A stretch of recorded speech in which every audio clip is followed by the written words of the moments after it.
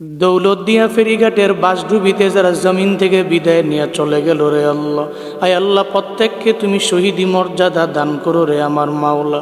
আয় আল্লাহ কান্নার আওয়াজ, আয় আল্লাহ বাবা কান্না করে নিজের সন্তানের জন্য, স্বামী কান্না করে স্ত্রীর জন্য।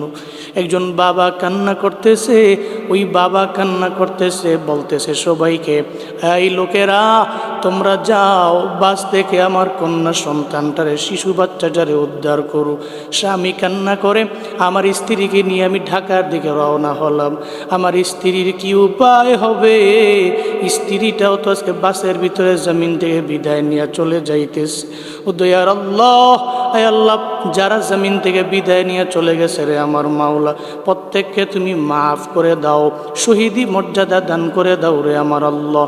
আয় আল্লাহ প্রত্যেকটা পরিবারকে তোমার হাতে দিয়ে দিলাম, জিম্মাদার হয়ে যাও রে আল্লাহ।